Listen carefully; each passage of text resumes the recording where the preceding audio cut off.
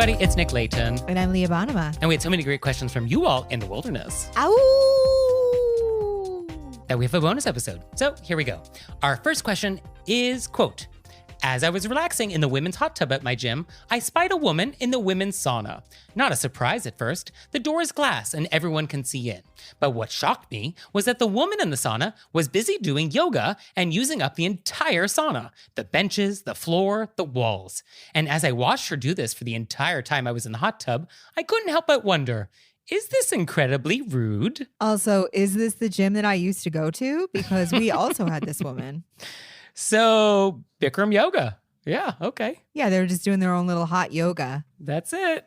Yeah, it's rude. Because you've commandeered the entire sauna for your own use. Like, no one wants to be there with you when you do this. I think just do it in like a little corner of the sauna. Oh, you think that's okay then? Well, I do think that sometimes, I hate it when I come in on this side, but I'm just coming in on this side. All right. Just like I think if you want to wear a roller perfume on the airplane, because the fact is that those of us with sensitive noses can smell your hair conditioner. So what's the difference? Sometimes people... Oh, we're going to get letters. Sometimes people I'll get like a really bad knot in my back. Sure. A lot of people, and then you want to stretch it when it's hot. You know what I mean? So if you have like a little thing, you want to go into the sauna and do a little stretch, I think just put yourself in the corner. Yeah, okay. I see what you're saying. I think, what's rude here is that you've commandeered the entire space. Yeah. And you're taking advantage of all the surfaces. And then people are going to feel uncomfortable coming in if you're standing up on the wall upside down. Just get in the corner. And there is sort of a sense that the sauna in a gym is sort of a calming space. So a little more meditative. I don't like when people talk. If there's friends in there and they're chatting up a storm while you're trying to be in there. I kind of want that to be a no talking zone if possible. Yeah, I hope this is a meditative yoga, not like a athletic calorie burning yoga. Okay. Because then it's even more rude. Are you burning calories on my relaxing time? Because that's gross. Yeah, this does not sound restorative based on how it's described. I just want to give that benefit of the doubt for other people out there with sciatic nerve problems. I guess you could slip one of our business cards into our locker. That's an option. Just a subtle hint. You're like, oh, what is this? What is Worry Raised by Wolves? Oh, let me check it out. Or if this is the gym that I used to go to, I'll just shoot this girl a text. And what was happening in the gym you went to? Same thing? Same problem? Yeah, there's always but with this person, if you walked in, they just moved. You just had to get over the being I'm going to walk in on a person who's using it as their personal studio. Right. Okay, so there's that. Also, I don't personally love people's bare feet up on a place where I'm going to sit. Keep your feet on not where people are putting their... do you know what I mean? I know what you mean, but in a public gym, pick your battles. Oh, I know. I'm just saying for me, if you want to do your yoga, maybe keep your feet on the floor and not you know what I mean? Yeah. I guess in a sauna room, do I really want you to have your feet up on the bench part?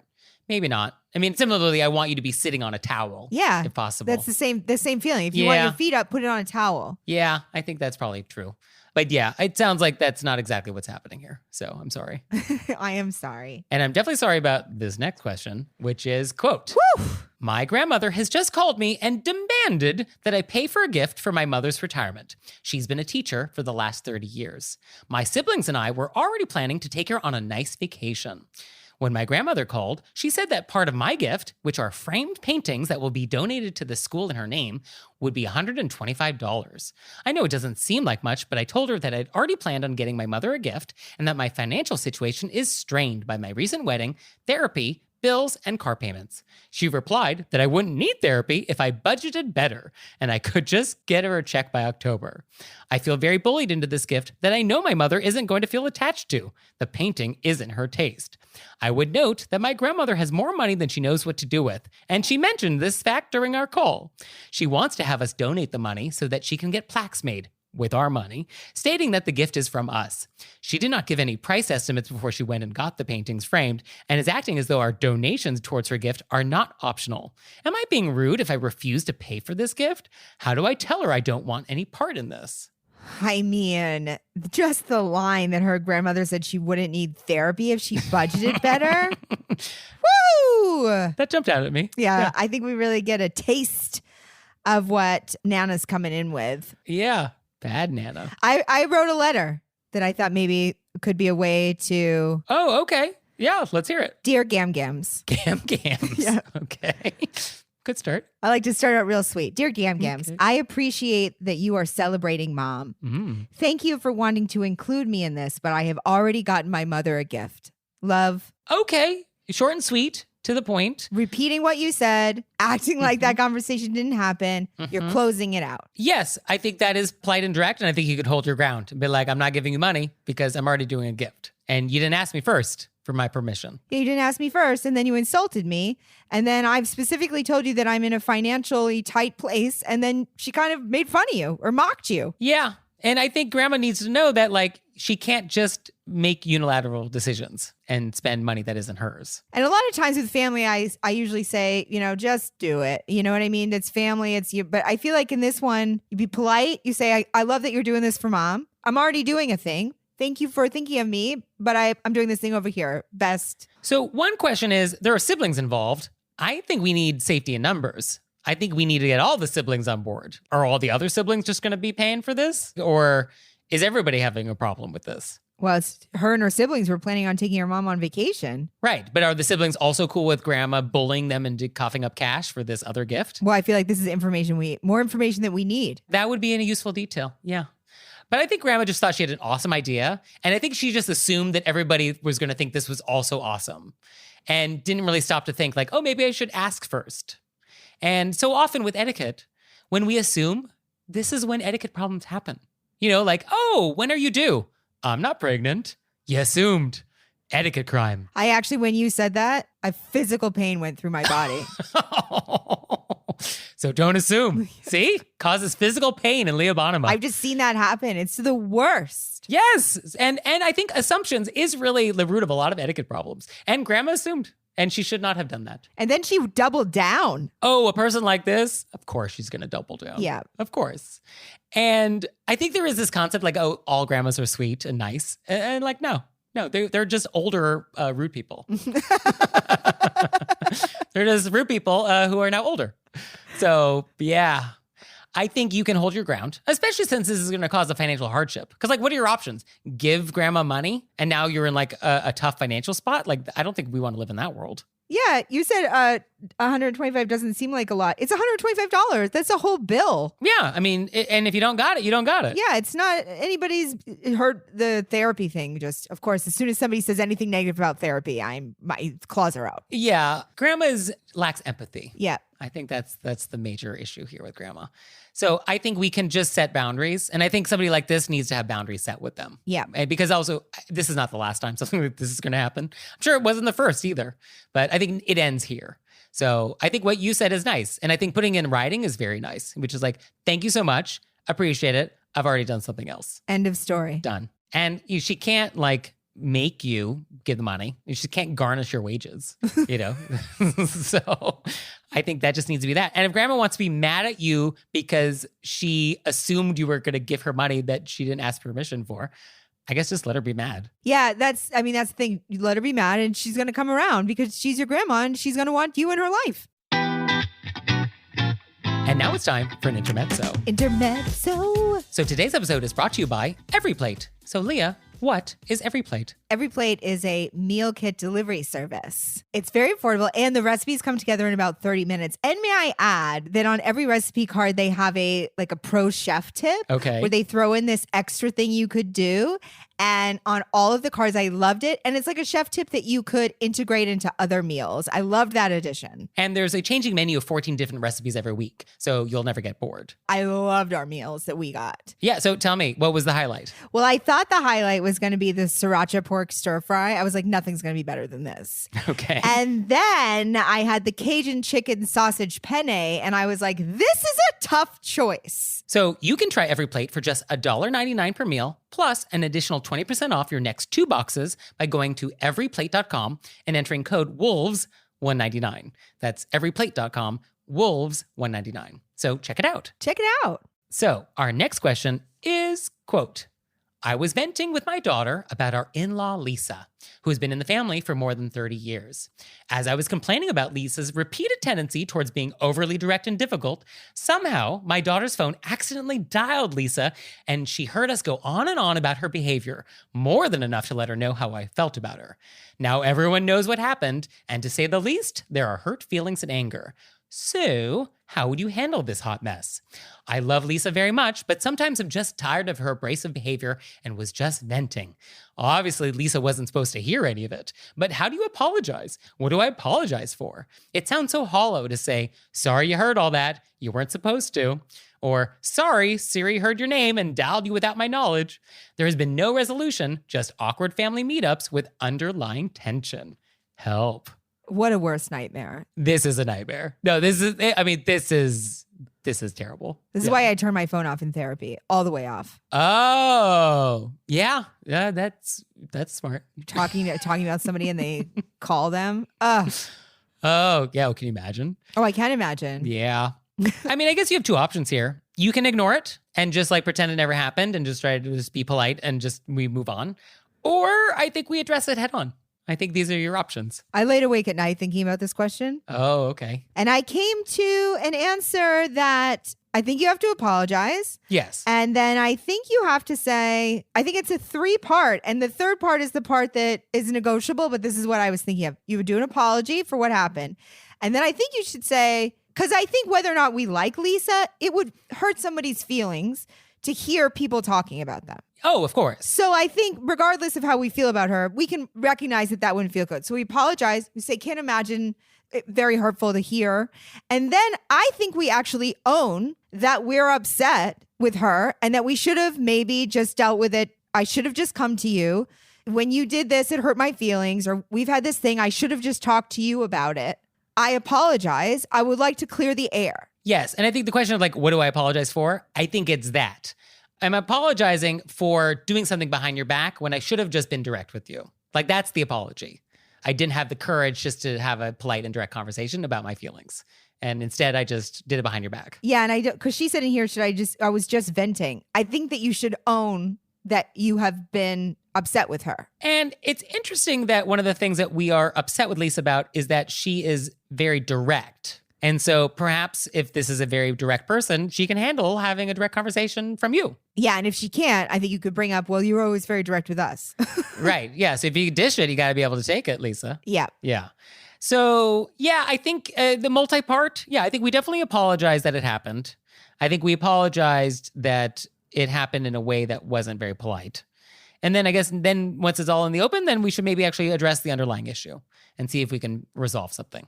Because I do think saying, I should have just come to you about this. Yeah. Then it's not like you're trying to hide it, or you're not trying to say, oh, wait, I didn't even think that. You're just like, this is a thing that's happening that bothers me and we should just talk about it. Yeah, I think that would be the nicest thing. And then what do we do to make sure this doesn't happen again? Oh, we all just put our phones on airplane mode. Yeah. I mean, although how does this happen?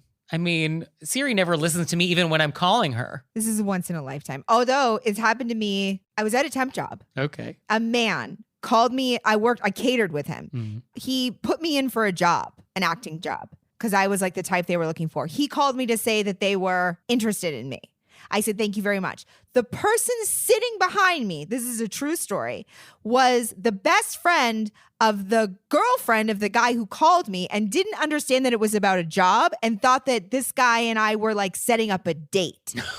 Okay. So then this girl behind me called her friend. Her friend then somehow got my number and called me and started yelling at me. So it is a small world and crazy things happen. I don't think this is like the same thing. It's crazy that us in all of New York City. Great story. Loved hearing it. The best friend behind me. I'm just saying, like, weird things happen. You know what I mean? I mean, we just want to tell anecdotes about weird things happening? Okay. But I mean that people hear things that you're like, how in all the people in the world did this person hear this? Okay. Tangential. We'll let it slide. You know, it was sort of related. I'm just saying, I would always look behind me and I would always put my phone on airplane mode if you felt like you needed to vent about somebody. Yes, I think the bigger lesson is that we're always being monitored and watched and nowhere is safe. So just never say anything negative ever, even if it's in the privacy of your own home.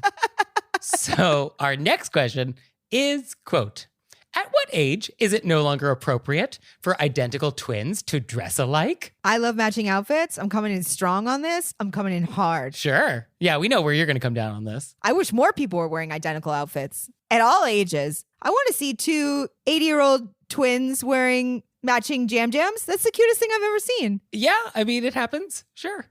There actually is a lot of ink spilled on the question of whether or not you should dress your twin babies alike, like whether or not that's okay and whether or not that fosters enough sense of individuality. I was just watching season 6 of Love Island, and there were 2 twins. And when they came in, they were wearing the same thing. Very hard to tell them apart.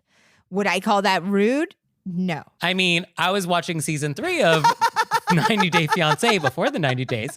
And as we all know, Darcy and Stacey are twins, and they dress alike. So it was a little actually weird. They're both on vacation in Albania wearing the exact same thing. Like, it catches your eye. So, I mean, it does draw attention.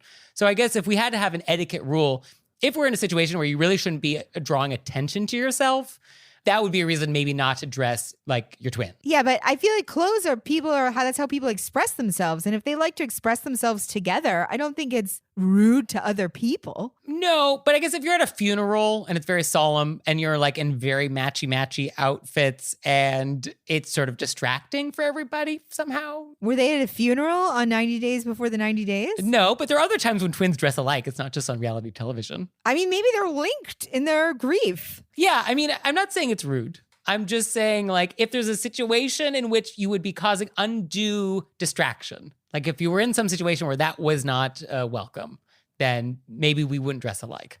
Or what about situations in which twins might confuse other people about which one is which? And that's actually confusing, and it actually makes your guests feel uncomfortable somehow. I guess at a certain point, I kind of feel like... I'm just trying to cover all the bases. It doesn't feel rude. No, I know, but I've never been a twin. You know, the people that I know that are twins, who are identical twins, they're very connected. And like, if I get them confused, that's on me. Yeah, I guess that's true. Yeah, whose responsibility is it to separate the twins? So how did we land on this then? Dress alike, have at it, live your truth? Well, I think I landed very hard on dress like all you want to. I think you have more reservations. You know, I don't like to give blanket permission for anything. I think that's my hesitation. But yeah, I guess there's really no occasion in which it's like really rude to do it. I guess there's not. So, all right, I'm on Team Bonnema on this one. Oh, wow. I didn't think you'd come down on that. Nope, but here we are. Stranger things happen. Whew. So our next question is, quote, "My husband went out to dinner with 3 friends he hasn't seen for a while. One of these friends is always very generous, to the point it makes us uncomfortable because we worry that he's too generous with everyone and not great at ever saying no. He's been in serious credit card debt from his behavior in the past. He paid for dinner without asking, so my husband and the other friends used Zelle to pay him back anyways. He responded by sending the money back plus $5 to everyone's account, to my husband's dismay. I think it would have been more polite to graciously accept dinner in the first place. My husband thinks it's more polite to be concerned about his friend, and that our friend should have graciously accepted the offer to split the bill in the first place. Who is right?" I'm coming down on the letter writer's side. I think it would have been more gracious to just accept dinner. Yes. I'm not going to be responsible for another adult's finances in the way of being like, you shouldn't do this. That feels inappropriate. Yeah, that's a little condescending, that I know better and my judgment about your finances is better than yours, which may be true, but like, that's not really the time or place for this. I think if you are concerned about your friend, we could have a separate conversation away from any meal that's happening at the moment to talk about your general concern about his overgenerosity. So you could have like that conversation separately, but linked with this meal, yeah, you just accept it graciously. Yeah, I agree 100%. If you are worried and you want to have that conversation, it needs to be separate. And I think if you're going to dine with this person in the future, you can invite your friend and make it very clear that this is your treat, so that at the invitation stage, we've made it clear who is hosting. I think that's nice. I think that is nice. Or, you all just take turns. And so like, oh, you got last one, so we'll get it this time. And then it all kind of evens out in the end. I solidly come in with you. Okay, that was easy. Was it really that easy? Is there anything else or any other hidden meanings? I don't think so. I think also they have trouble saying no is not the same as they like to spend money on people. Like, people weren't being like, pay for this, and then he caved and did it. You know what I mean? It's that this person likes to be overly generous, which is not the same. Like, if you were worried about people were making him pay for dinner. Yes. And making sure they got their money back, that's a different question. But I don't feel like that's not that he's having trouble saying no. He likes to pay for people. Now, the episode where I have now electronically sent you money and you send money back to me plus $5. Well, I think he's saying, I don't want you to do this. Right. But then the plus $5 part, I don't know how I feel about that. Maybe he was rounding up with tip. No, it sounded like I am actually paying you back. Plus, I'm just adding $5 on top of that. Well, I think he's trying to make a point because he feels like they were trying to make a point by not letting him pay. So now he's making his point back. Like, don't do this. Right. So all this point making, I don't know how I feel about it. Yes. Well, it's a very interesting move. It's a very interesting move because it's like, you're concerned about my finances, so I'm going to make your concerns worse. Well, I think what he's saying is, I don't want you concerned about my finances. That is also what that's saying, yes. I'm giving you back with interest. Right. I mean, that's a good deal. I'll take that return. So, okay. Yeah, I think in the future, just let him live his life. I guess that's how we want to do that. Yeah. And I think also what you said was if our letter writer's husband is like very concerned, it's a separate conversation with the friend. Right. Okay. So our next thing is about local etiquette. I was so excited for this. So it is, quote, a while back, you asked for local etiquette. We did. And here's what I can tell you about being Iowa nice. If someone bumps into you and you don't both apologize, that's rude, even if you're the person getting jostled.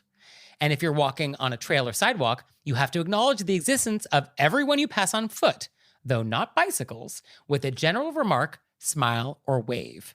And when driving on a 2-lane gravel road, it is considered rude to not at least raise your index finger off the wheel as a wave to passing cars.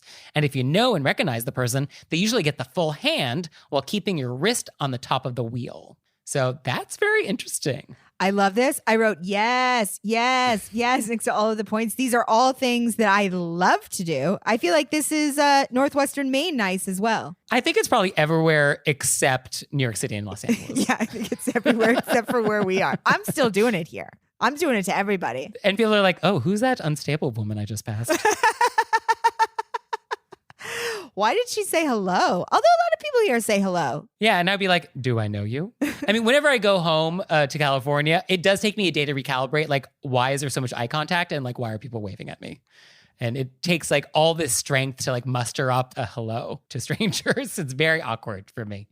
But I love that also the one finger off the wheel as a wave. Be like, just a little nod. And then the whole hand is like, oh, I know you. Yeah, it's like just acknowledging people. I see you. Just acknowledging people. I mean, isn't that what etiquette's about? Yes. On some level? Yes. Just acknowledging the existence that other people exist. Yes. Yes. Yeah.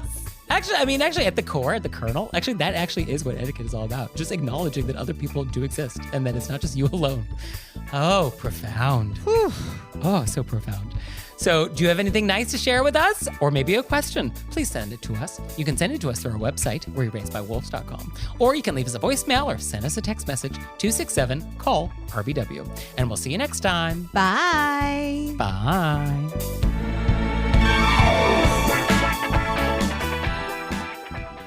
Oh, Leah, one more thing. What? Have you signed up for Patreon yet? I have. Me too. You out there, have you signed up for Patreon yet? No? Well, go to our website, wereraisedbywolves.com, click on monthly membership, check it out, because we would really appreciate it if you'd support our show. We love your support. We would. So please do that, and we'll see you next time. Bye. Bye.